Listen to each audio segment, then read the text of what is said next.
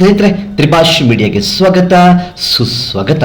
ಗೆಳೆಯರೇ, ಜಗತ್ತಿನಲ್ಲಿ ನಡೆಯುತ್ತಿರುವ ರಷ್ಯಾ ಯುಕ್ರೇನ್ ಯುದ್ಧ, ಇಸ್ರೇಲ್ ಇರಾನ್ ಬಡಿದಾಟ ಹಾಗೂ ಇರಾನ್ ಮೇಲೆ ಅಮೆರಿಕ F-35 ಜೊತೆಗೂಡಿ B-2 ಬಾಂಬರ್ಗಳ ಮೂಲಕ ಬಾಂಬಿಂಗ್ ಮಾಡಿರುವುದು ಹಾಗೂ ನಮ್ಮದೇ ದೇಶದ ಪ್ರವಾಸಿಗರ ಮೇಲೆ ನಡೆದ ದಾಳಿಗೆ ಪ್ರತೀಕಾರವಾಗಿ ನಡೆದ ಆಪರೇಷನ್ ಸಿಂಧೂರ್ ಬಳಿಕ ರಕ್ಷಣಾ ವಲಯದಲ್ಲಿ ಸಾಕಷ್ಟು ಚರ್ಚೆಗಳಿಗೆ ಒಳಪಟ್ಟು ಇವತ್ತಿನ ಅತ್ಯಗತ್ಯ ಬೇಡಿಕೆ ಎಂಬ ಕೂಗು ಕೇಳಿ ಬರುತ್ತಿರುವ ವಿಚಾರ ಅಂದ್ರೆ ಭಾರತೀಯ ವಾಯುಪಡೆಗೆ ಅಗತ್ಯವಾಗಿ ಬೇಕಾದ 5th ಜನರೇಷನ್ ನ ಫೈಟರ್ ಜೆಟ್ ನ ವಿಚಾರ. ಅಮೆರಿಕ, ರಷ್ಯಾ, ಚೀನಾ ಬಳಿ ಇರುವ 5th ಜನರೇಷನ್ ಫೈಟರ್ ಜೆಟ್ ತಂತ್ರಜ್ಞಾನ ಭಾರತದ ಬಳಿ ಇಲ್ಲದಿರುವುದು ಭಾರತೀಯರಿಗೆ ಬಹಳಷ್ಟು ಬೇಸರವನ್ನು ತಂದ ಹಾಗೆ ಕಾಣಿಸ್ತಾ ಇದೆ. ಅಮೆರಿಕದ ಬಳಿ 5th ಜನರೇಷನ್ ನ F-35 ಮತ್ತು F-22 ರ್ಯಾಪ್ಟರ್ ಫೈಟರ್ ಜೆಟ್ ಗಳನ್ನು ಹೊಂದಿದ್ರೆ, ರಷ್ಯಾ ಸುಖೋಯ್ Su-57 ಅನ್ನು ಆಪರೇಟ್ ಮಾಡ್ತಾ ಇದೆ. ಪಕ್ಕದ China J-22 5th generation fighter jet ಅನ್ನು ಹೊಂದಿದೆ. ಇನ್ನು ಸೌತ್ ಕೊರಿಯಾ ತನ್ನ KF-21 ಫೈಟರ್ ಜೆಟ್ ಅನ್ನು ಸ್ಟೆಲ್ತ್ ಫೈಟರ್ ಗಳಾಗಿ ಬದಲಾವಣೆ ಮಾಡೋದಕ್ಕೆ ಹೊರಟಿದೆ. ಹಾಗೂ ಟರ್ಕಿ ತನ್ನ ಬಳಿ ಇರುವ ಖಾನ್ ಫೈಟರ್ ಜೆಟ್ ಅನ್ನು 5th ಜನರೇಷನ್ ಗೆ ಅಪ್ಗ್ರೇಡ್ ಮಾಡೋದ್ರಲ್ಲಿ ಬ್ಯುಸಿಯಾಗಿದ್ರೆ, ಜಗತ್ತಿನ ಬಲಿಷ್ಠ 4ನೇ ಆರ್ಥಿಕತೆಯನ್ನು ಹೊಂದಿರುವ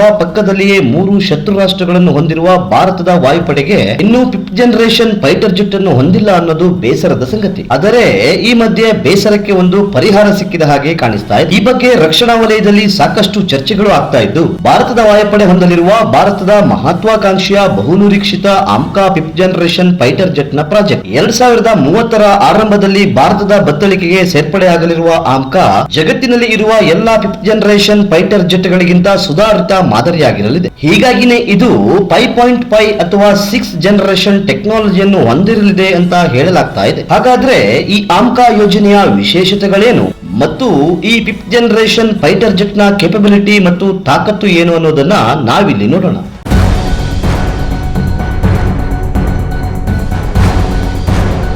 ಗೆಳೆಯರೇ, AMCA ಆಮ್ಕಾ ಅಂದ್ರೆ ಅಡ್ವಾನ್ಸ್ಡ್ ಮೀಡಿಯಂ ಕಾಂಬ್ಯಾಟ್ ಏರ್ಕ್ರಾಫ್ಟ್. ಎಲ್ಲಾ ರೀತಿಯ ಹವಾಮಾನಗಳಲ್ಲಿ ಬಳಸಬಹುದಾದ ಜಗತ್ತಿನ 5th ಜನರೇಷನ್ ಫೈಟರ್ ಜೆಟ್ ಗಳಿಗಿಂತ ಅತ್ಯಂತ ಸುಧಾರಿತ ಮುಂದುವರಿದ ತಂತ್ರಜ್ಞಾನವನ್ನು ಹೊಂದಿದ್ದು, ಇದನ್ನು ಭಾರತದ ರಕ್ಷಣಾ ಸಚಿವಾಲಯದ ಅಡಿಯಲ್ಲಿ ಸರ್ಕಾರಿ ಸ್ವಾಮ್ಯದ ADA ಅಂದ್ರೆ ಏರೋನಾಟಿಕ್ ಡೆವಲಪ್ಮೆಂಟ್ ಏಜೆನ್ಸಿ ಅಭಿವೃದ್ಧಿಪಡಿಸಿದೆ. ಈ ಆಮ್ಕಾ ಸ್ವದೇಶಿ ತಂತ್ರಜ್ಞಾನವನ್ನು ಹೊಂದಿರಲಿದ್ದು, ಇದರ ಮಾದರಿಯ ವಿನ್ಯಾಸ ಮತ್ತು ಅಭಿವೃದ್ಧಿಗಾಗಿ ಕೇಂದ್ರ ಸರ್ಕಾರ ಬರೋಬ್ಬರಿ 15,000 ಕೋಟಿ ರೂಪಾಯಿ ಅನುದಾನವನ್ನು ಮೀಸಲಿಟ್ಟಿದೆ. ಈ ಏರ್ಕ್ರಾಫ್ಟ್ ಅತ್ಯಂತ ಸುಧಾರಿತ ಸ್ಟೆಲ್ತ್ ಟೆಕ್ನಾಲಜಿಯನ್ನು ಹೊಂದಿದ್ದು, ಭಾರತೀಯ ವಾಯುಪಡೆ ಮತ್ತು ನೌಕಾಪಡೆ ಈ ಎರಡೂ ಕಡೆಗಳಲ್ಲಿ ಕಾರ್ಯನಿರ್ವಹಿಸುವ ನಿಟ್ಟಿನಲ್ಲಿ ಅಭಿವೃದ್ಧಿಪಡಿಸಲಾಗ್ತಾ ಇದೆ. ಇದು DRDO ಅಂದ್ರೆ ರಕ್ಷಣಾ ಸಂಶೋಧನೆ ಮತ್ತು ಅಭಿವೃದ್ಧಿ ಸಂಸ್ಥೆಯ ಅಡಿಯಲ್ಲಿ ಅತ್ಯಂತ ದೊಡ್ಡ ಸಂಶೋಧನೆಯಾಗಿದ್ದು, ಇದರ ಮೊದಲ ಪರೀಕ್ಷಾರ್ಥ ಹಾರಾಟವನ್ನು 2028ರಲ್ಲಿ ಮಾಡಬಹುದು ಅಂತ ಅಂದಾಜು ಮಾಡಲಾಗ್ತಾ ಇದೆ. ಈ ಆಮ್ಕಾ ಡ್ಯುಯಲ್ ಎಂಜಿನ್ ಸ್ಟೆಲ್ತ್ ಟೆಕ್ನಾಲಜಿಯನ್ನು ಹೊಂದಿರುವ ಮಲ್ಟಿ ರೋಲ್ ಕಾಂಬ್ಯಾಟ್ ಏರ್ಕ್ರಾಫ್ಟ್ ಆಗಿದ್ದು, ಶತ್ರುಗಳ ರಡಾರ್ ಗಳ ಕಣ್ತಪ್ಪಿಸಲು ರಡಾರ್ ಪ್ರಹಿಬೇಟರ್ ಸಿಸ್ಟಮ್ ಅನ್ನು ಇದರಲ್ಲಿ ಅಳವಡಿಸಲಾಗಿದೆ. ಹಾಗೂ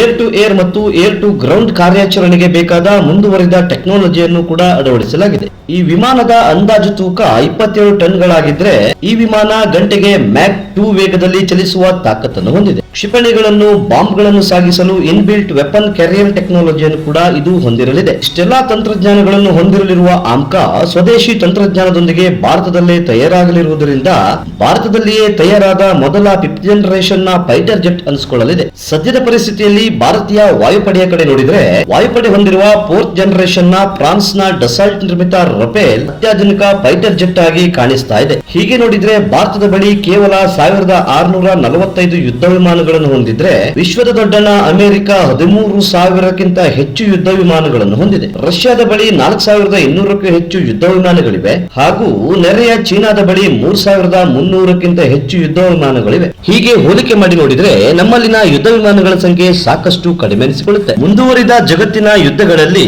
ಗೆಲುವನ್ನು ನಿರ್ಧಾರ ಮಾಡುವ ತಾಕತ್ತು ಇರೋದು ವೈಮಾನಿಕ ದಾಳಿಗೆ ಮಾತ್ರ. ಅಂದ್ರೆ ಯುದ್ಧ ವಿಮಾನಗಳು, ಡ್ರೋನ್ ಮತ್ತು ಕ್ಷಿಪಣಿಗಳು ಮುಂದಿನ ಪೀಳಿಗೆಯ ಯುದ್ಧದಲ್ಲಿ ನಿರ್ಣಾಯಕ ಪಾತ್ರವನ್ನು ವಹಿಸಲಿದೆ. ಭಾರತೀಯ ವಾಯುಪಡೆಯ ಶಕ್ತಿಯನ್ನು ಇನ್ನಷ್ಟು ಹೆಚ್ಚಿಸುವ ನಿಟ್ಟಿನಲ್ಲಿ ಆಮ್ಕಾ ಪ್ರಾಜೆಕ್ಟ್ ಮಹತ್ವದ ಪಾತ್ರವನ್ನು ವಹಿಸಲಿದೆ. ಇನ್ನು ಈ ಆಮ್ಕಾ ಸಿಂಗಲ್ ಸೀಟೆಡ್ ಯುದ್ಧ ವಿಮಾನವಾಗಿದ್ದು, ಎಲೆಕ್ಟ್ರಾನಿಕ್ ಯುದ್ಧ ಕಾರ್ಯಾಚರಣೆಗಳಿಗೆ ಬಹಳ ಉಪಯುಕ್ತ ಅನಿಸಿಕೊಳ್ಳಲಿದೆ. ಅತ್ಯಾಧುನಿಕ ವಿನ್ಯಾಸವನ್ನು ಹೊಂದಿರುವ ಆಮ್ಕಾ ಶಸ್ತ್ರಾಸ್ತ್ರಗಳನ್ನು ಕ್ಯಾರಿ ಮಾಡೋದಕ್ಕಂತಲೇ ವಿಶಿಷ್ಟ ಇನ್ಬಿಲ್ಟ್ ಸೌಲಭ್ಯವನ್ನು ಹೊಂದಿದ್ದು, ಇದರ ವಿನ್ಯಾಸದಿಂದಲೇ ರಡಾರ್ಗಳ ಕಣ್ತಪ್ಪಿಸಿ ಶತ್ರು ಟಾರ್ಗೆಟ್ ಗಳನ್ನ ನುಗ್ಗಿ ಹೊಡೆಯಲು ಅನುಕೂಲಕರವಾಗಿರಲಿದೆ. ಇದು ಥ್ರಸ್ಟ್ ವೆಕ್ಟರಿಂಗ್, ಆರ್ಟಿಫಿಷಿಯಲ್ ಇಂಟೆಲಿಜೆನ್ಸ್ ಆಧಾರಿತ ಏವಿಯಾನಿಕ್ಸ್ ಮತ್ತು ಸುಧಾರಿತ ಸೆನ್ಸರ್ ಸೂಟ್ ಗಳಂತಹ ತಂತ್ರಜ್ಞಾನವನ್ನು ಹೊಂದಿದೆ. ವಿಶೇಷವಾಗಿ ಚೀನಾ, ಪಾಕಿಸ್ತಾನದಂತಹ ರಾಷ್ಟ್ರಗಳಿಂದ ಎದುರಾಗಬಹುದಾದ ಆಧುನಿಕ ವೈಮಾನಿಕ ದಾಳಿಗಳಿಗೆ ಪ್ರತಿ ಉತ್ತರವಾಗಿ ಯುದ್ಧ ಸಾಮರ್ಥ್ಯವನ್ನು ಒದಗಿಸುತ್ತದೆ. ಈ ಯೋಜನೆಯಿಂದ ಸ್ಥಳೀಯ ರಕ್ಷಣಾ ಸಾಮಗ್ರಿಗಳನ್ನು ಉತ್ಪಾದಿಸುವ ಸ್ಥಳೀಯ ಏರೋಸ್ಪೇಸ್ ವಲಯಗಳನ್ನು ಸುಧಾರಿಸುವ ಮಹತ್ವದ ಹೆಜ್ಜೆ ಇದಾಗಿದೆ. ರಡಾರ್ಗಳ ಕಣ್ತಪ್ಪಿಸಲು ಮತ್ತು ರಡಾರ್ಗಳನ್ನು ಕನ್ಫ್ಯೂಸ್ ಮಾಡಲು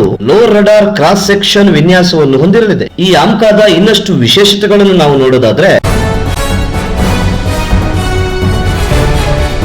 ರಹಸ್ಯ ಶಸ್ತ್ರಾಸ್ತ್ರಗಳ ಸಂಗ್ರಹಗಾರ ಇರುವುದರಿಂದ ಶಸ್ತ್ರಾಸ್ತ್ರಗಳನ್ನು ಗೌಪ್ಯವಾಗಿರಿಸಿ ರಹಸ್ಯ ಕಾರ್ಯಾಚರಣೆಗೆ ಸಹಾಯವಾಗಿರಲಿದೆ. ಈ ಅತ್ಯಾಧುನಿಕ ಯುದ್ಧ ವಿಮಾನ ಮ್ಯಾಕ್ 2 ದಿಂದ ಮ್ಯಾಕ್ 2.5 ಸ್ಪೀಡ್ ನಲ್ಲಿ ಸಾಗುವ ಸಾಮರ್ಥ್ಯವನ್ನು ಹೊಂದಿದೆ. ಆಫ್ಟರ್ ಬರ್ನರ್ ಇಲ್ಲದೆಯೂ ಸೂಪರ್ ಸಾನಿಕ್ ಕ್ರೂಸ್ ಮಿಸೈಲ್ ಗಳ ರೀತಿಯಲ್ಲಿ ನಿರಂತರವಾಗಿ ಹಾರಾಟ ನಡೆಸಬಲ್ಲ ಸೂಪರ್ ಕ್ರೂಸ್ ಫೈಟರ್ ಜೆಟ್ ಅನಿಸಿಕೊಳ್ಳಲಿದೆ. ಈ ವಿಮಾನದಲ್ಲಿ ಸುಧಾರಿತ AESA ಅಂದ್ರೆ active electronical scanned array radar system ಅನ್ನು ಹೊಂದಿದ್ದು ಮಲ್ಟಿಪಲ್ ಗುರಿಗಳನ್ನು ಟಾರ್ಗೆಟ್ ಮಾಡಿ ನಿಖರವಾಗಿ ಹೊಡೆದುರುಳಿಸಲು ಅನುಕೂಲಕರ ಅನಿಸಿಕೊಳ್ಳಲಿದೆ. ಇನ್ನು ಇದು ಮಲ್ಟಿಪಲ್ ಅನ್ಬೋರ್ಡ್ ಡಿಟೆಕ್ಟರ್ ಗಳನ್ನು ಹೊಂದಿದ್ದು ಸಂದಿಗ್ಧ ಪರಿಸ್ಥಿತಿಯಲ್ಲಿ ಸ್ವಯಂ ನಿರ್ಧಾರವನ್ನು ತೆಗೆದುಕೊಳ್ಳಲು ಅನುಕೂಲ ಮಾಡಿಕೊಡುತ್ತೆ. ಈ ಫೈಟರ್ ಅತಿ ಕಡಿಮೆ ವಿದ್ಯುತ್ ಕಾಂತಿಯ ಸಹಿಯನ್ನು ಹೊಂದಿರುವುದರಿಂದ ಶತ್ರುಗಳ ರಡಾರ್ ಗಳಿಗೆ ಇದನ್ನು ಪತ್ತೆ ಮಾಡುವುದು ತುಂಬಾನೇ ಕಷ್ಟ ಅನಿಸಿಕೊಳ್ಳುತ್ತೆ. ಅತ್ಯಾಧುನಿಕ ಶಸ್ತ್ರಾಸ್ತ್ರಗಳನ್ನು ಹೊಂದಿದ್ದು ಶತ್ರು ವಿಮಾನವನ್ನು ದೂರದಲ್ಲಿಯೇ ಗುರುತಿಸಿ ಅವುಗಳನ್ನು ಹೊಡೆದು ಹಾಕುವ ಸಾಮರ್ಥ್ಯವನ್ನು ಹೊಂದಿದೆ. ಭಾರತೀಯ ವಾಯುಪಡೆಗೆ 42 ಸ್ಕ್ವಾಡ್ರನ್ ಫೈಟರ್ ಜೆಟ್ ಗಳ ಅಗತ್ಯವಿದ್ದು ಪ್ರಸ್ತುತ ವಾಯುಸೇನೆಯಲ್ಲಿ 30 ಸ್ಕ್ವಾಡ್ರನ್ ಫೈಟರ್ ಜೆಟ್ ಗಳು ಕಾರ್ಯನಿರ್ವಹಿಸ್ತಾ ಇದೆ. ಈಗಾಗಲೇ ಮಿಗ್ 21 ರಿಟೈರ್ಮೆಂಟ್ ಪಡೆದುಕೊಂಡಿದ್ದು 2030ರ ವೇಳೆಗಾಗಿ ಮಿಗ್ 29 ಜಾಗ್ವಾರ್ ಮಿರಾಜ್ 2000 ಗಳಂತಹ ಯುದ್ಧ ವಿಮಾನಗಳನ್ನು ಹಂತ ಹಂತವಾಗಿ ವಾಯುಸೇನೆಯಿಂದ ನಿವೃತ್ತಿ ಮಾಡಲಾಗುತ್ತೆ. ಹೀಗೆ ಫೈಟರ್ ಜೆಟ್ ಗಳ ಸ್ಕ್ವಾಡ್ರನ್ ಗಳ ಸಂಖ್ಯೆ ಇನ್ನಷ್ಟು ಕಡಿಮೆ ಆಗುವುದರಿಂದ ಸ್ವದೇಶಿ ನಿರ್ಮಿತ ತೇಜಸ್ ಮತ್ತು MRFA ಟೆಂಡರ್ ಗಳಿಂದ ಸರಿದೂಗಿಸುವ ಯೋಜನೆಯು ಕೂಡ ಹಾಕಿಕೊಳ್ಳಲಾಗಿದೆ. ಫಿಫ್ತ್ ಜನರೇಷನ್ ಫೈಟರ್ ವಿಮಾನಗಳ ಅಭಿವೃದ್ಧಿಯಲ್ಲಿ ಚೀನಾ ಬಹಳಷ್ಟು ಪ್ರಗತಿಯನ್ನು ಸಾಧಿಸಿದ್ದು ಇತ್ತೀಚೆಗೆ ತನ್ನ dual engine J-20 fifth generation fighter jet ಅನ್ನು ಇಂಡೋ ಟಿಬೆಟ್ ಗಡಿಯಲ್ಲಿ ನಿಯೋಜನೆಯನ್ನು ಮಾಡಿದೆ. ಆಮ್ಕಾ ಫೈಟರ್ ಜೆಟ್ ಅನ್ನು 2 ಹಂತದಲ್ಲಿ ತಯಾರಿಸಲು ಯೋಚಿಸಿದ್ದು ಈ ಯೋಜನೆ ಪೂರ್ಣಗೊಂಡ ನಂತರ ಭಾರತ ಪ್ರಪಂಚದ 4ನೇ ಫಿಫ್ತ್ ಜನರೇಷನ್ ಫೈಟರ್ ಜೆಟ್ ಹೊಂದಿರುವ ದೇಶ ಅನಿಸಿಕೊಳ್ಳಲಿದೆ. ಗೆಳೆಯರೆ, ಆಮ್ಕಾದ ಇನ್ನಷ್ಟು ವಿಶೇಷತೆಗಳನ್ನು ನಾವು ನೋಡೋದಾದ್ರೆ DRDO ನಿರ್ಮಿತ AESA ರೆಡಾರ್ ಹೊಂದಿದ್ದು ಈ ರೆಡಾರ್ ಒಂದೇ ಸಮಯದಲ್ಲಿ ಹಲವಾರು ಟಾರ್ಗೆಟ್ ಗಳನ್ನು ಗುರಿಯಿಡಲು ಅನುಕೂಲ ಮಾಡಿಕೊಡುತ್ತೆ ಮತ್ತು ಈ ರೆಡಾರ್ ನಲ್ಲಿ ಗ್ಯಾಲಿಯಂ ನೈಟ್ರೇಟ್ ಆಧಾರಿತ ರಿಸೀವರ್ ಮಾಡ್ಯೂಲ್ ಗಳನ್ನು ಯೂಸ್ ಮಾಡಲಾಗಿದೆ. ಇದು ನಾರ್ಮಲ್ ರಿಸೀವರ್ ಮಾಡ್ಯೂಲ್ ಗಳಿಗಿಂತ ಸಣ್ಣ ಮತ್ತು ಪ್ರಭಾವಶಾಲಿಯಾಗಿರುತ್ತದೆ. ಈ ರೆಡಾರ್ ಸಿಸ್ಟಮ್ ಉಳಿದ ಸೆನ್ಸಾರ್ ಗಳಿಗೆ ಲಿಂಕ್ ಮಾಡಿರೋದ್ರಿಂದ ಇಡೀ ಯುದ್ಧ ರಂಗದ ಚಿತ್ರಣವನ್ನು ಪೈಲಟ್ ಗೆ ನೀಡುತ್ತದೆ. ಆಮ್ಕಾದ ಒಳಗೆ ಮತ್ತು ಹೊರಗೆ ದೊಡ್ಡ ಪ್ರಮಾಣದಲ್ಲಿ ಸ್ಫೋಟಕ ಹೊತ್ತೊಯ್ಯುವ ಸಾಮರ್ಥ್ಯ ಇರುವುದರಿಂದ ಒಳಗಡೆ 1500 kgಯಷ್ಟು ವೆಪನ್ ಪೇಲೋಡ್ ಹೊಂದಿರುವ ಸಾಮರ್ಥ್ಯವನ್ನು ಹೊಂದಿದ್ರೆ ಹೊರಗಡೆ 5500 kgಯಷ್ಟು ಸ್ಫೋಟಕ ಹೊತ್ತು ಹಾರುವ ಅಂದ್ರೆ ಒಟ್ಟು 6 ರಿಂದ 7000 kgಯಷ್ಟು ವೆಪನ್ ಹೊತ್ತು ಆಕಾಶದಲ್ಲಿ ಹಾರುವ ಸಾಮರ್ಥ್ಯವನ್ನು ಹೊಂದಿದೆ. ಅಸ್ತ್ರ 1, 2, 3 ಹಾಗೂ ರುದ್ರಂ ಬ್ರಹ್ಮೋಸ್ ನಂತಹ air to air, air to ground missile ಗಳನ್ನು S-8 ನಂತಹ ರಾಕೆಟ್ ಪಾಡ್ ಗಳನ್ನು ಹೊತ್ತು ಹಾರುವ ಸಾಮರ್ಥ್ಯವನ್ನು ಹೊಂದಿರುತ್ತದೆ. ಭಾರತದಲ್ಲಿ ಸುಖೋಯ್ Su-30 MKI ಮಾತ್ರ ಬ್ರಹ್ಮೋಸ್ ಹೊತ್ತು ಸಾಗುವ ಹಾಗೆ ರಿಮಾಡಿಫಿಕೇಶನ್ ಮಾಡಿಕೊಂಡಿದ್ದೀವಿ. ರಡಾರ್ ಸಿಸ್ಟಮ್ ನಿಂದ ಕಣ್ತಪ್ಪಿಸಿ ಹಾರೋದನ್ನ ಸ್ಟೆಲ್ತ್ ಮೋಡ್ ಅಂತ ಕರೀತಾರೆ. ಈ ಮೋಡ್ ನಲ್ಲಿ ಸಾಗುವಾಗ ಆಮ್ಕಾ ಮಿಸೈಲ್ ಗಳನ್ನು ಒಳಗಡೆ ಇಟ್ಟುಕೊಂಡಿರುತ್ತೆ. ಅದೇ ರೀತಿ ಬೀಸ್ಟ್ ಮೋಡ್ ನಲ್ಲಿ ಈ ಮಿಸೈಲ್ ಗಳು ಹೊರಗಡೆ ಬರುತ್ತೆ ಮತ್ತು ದಾಳಿ ನಡೆಸೋದಕ್ಕೆ ಸಾಧ್ಯ ಆಗುತ್ತೆ. ಆಮ್ಕಾದಲ್ಲಿ ಮಿಸೈಲ್ ಗಳನ್ನು ಕ್ಯಾರಿ ಮಾಡೋದಕ್ಕಂತಲೇ ಸುಮಾರು 14 ಹಾಲ್ ಪಾಯಿಂಟ್ ಗಳಿವೆ. ಈ ಫೈಟರ್ ಜೆಟ್ 5th ಜನರೇಷನ್ ಆಗಿದ್ದು ಇದರಲ್ಲಿ 6th ಜನರೇಷನ್ ನ ಕೆಲವು ಫ್ಯೂಚರ್ಸ್ ಗಳನ್ನು ಆಡ್ ಮಾಡೋದಕ್ಕೆ ಪ್ಲಾನ್ ಮಾಡಿಕೊಳ್ಳಲಾಗ್ತಾ ಇದೆ. ಆಮ್ಕಾ 2600 ಕಿಲೋಮೀಟರ್ ರೇಂಜ್ ನ ಸೂಪರ್ ಕ್ರೂಸ್ ವೇಗದಲ್ಲಿ ಹಾರಾಟವನ್ನು ನಡೆಸಬಲ್ಲ ಮತ್ತು 5324 ಕಿಲೋಮೀಟರ್ ದೂರ ಸಾಗುವ ಸಾಮರ್ಥ್ಯವನ್ನು ಹೊಂದಿದೆ. 6500 kg ತೂಕದ ಇಂಧನ ಕೆಪಾಸಿಟಿ ಇದ್ದು ದೂರದ ಟಾರ್ಗೆಟ್ ಗಳನ್ನು ಉಡಾಯಿಸಲು ಹೇಳಿ ಮಾಡಿಸಿದ ಹಾಗೆ ಇದೆ ಮತ್ತು ಇಂಧನ ಖಾಲಿ ಆದ್ರೆ ಆಕಾಶದಲ್ಲೇ ಇಂಧನವನ್ನ ರಿಫ್ಯೂಲಿಂಗ್ ಮಾಡಿಕೊಳ್ಳುವ ರೀತಿಯಲ್ಲಿ ಮಿಡ್ ಏರ್ ರಿಫ್ಯೂಲಿಂಗ್ ಕೆಪಬಿಲಿಟಿಯನ್ನು ಹೊಂದಿದೆ. ಅತ್ಯಾಧುನಿಕ ಕಾಕ್ಪಿಟ್ ಹೊಂದಿದ್ದು ಮತ್ತು AI ತಂತ್ರಜ್ಞಾನ ಅಪಾಯದ ಮುನ್ಸೂಚನೆ ಮತ್ತು ಟಾರ್ಗೆಟ್ ಫಿಕ್ಸ್ ಮಾಡೋದಕ್ಕೆ ಫೈಟರ್ಗೆ ನೆರವಾಗಲಿದೆ. ಆಮ್ಕಾ ಗ್ಲಾಸ್ ಕಾಕ್ಪಿಟ್ ಹೊಂದಿದ ಹೆಡ್ ಅಪ್ ಡಿಸ್ಪ್ಲೇ ಕೂಡ ಹೊಂದಿದೆ. ಇದರಲ್ಲಿ speed, altitude, navigation data, target ಎಲ್ಲಾ ರೀತಿಯ ಇನ್ಫಾರ್ಮೇಶನ್ ಕಣ್ಣು ಮುಂದೆಯೇ ಕಾಣೋ ರೀತಿಯಲ್ಲಿ ಡಿಸೈನ್ ಮಾಡಲಾಗಿದೆ ಮತ್ತು wild area multi functional display ಇರೋದ್ರಿಂದ ಇದರಲ್ಲಿ ರೇಡಾರ್, ಸೆನ್ಸಾರ್, ಟಾರ್ಗೆಟ್ ಗಳ ಮಾಹಿತಿ ಅದರ ಇನ್ಪುಟ್ ಗಳಲ್ಲಿ ಕಣ್ಣು ಮುಂದೆಯೇ ಬರ್ತಾ ಇರುತ್ತೆ. ಆಮ್ಕಾ ಸಿಂಗಲ್ ಸೀಟರ್ ಫೈಟರ್ ಜೆಟ್ ಆಗಿರೋದ್ರಿಂದ ಥ್ರಸ್ಟ್ ಟು ವೆಕ್ಟರ್ ರಿಂಗ್ ತಂತ್ರಜ್ಞಾನವನ್ನು ಅಳವಡಿಸಲಾಗಿದ್ದು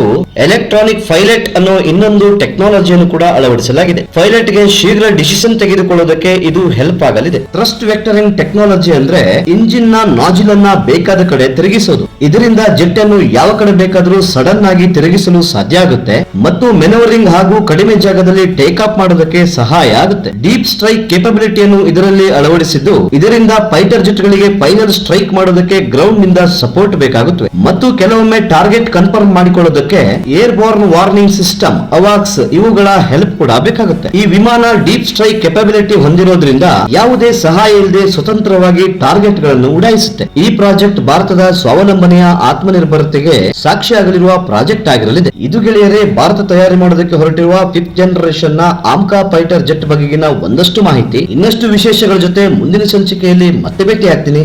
ಅಲ್ಲಿವರೆಗೂ ಜೈ ಹಿಂದ್, ಜೈ ಕರ್ನಾಟಕ.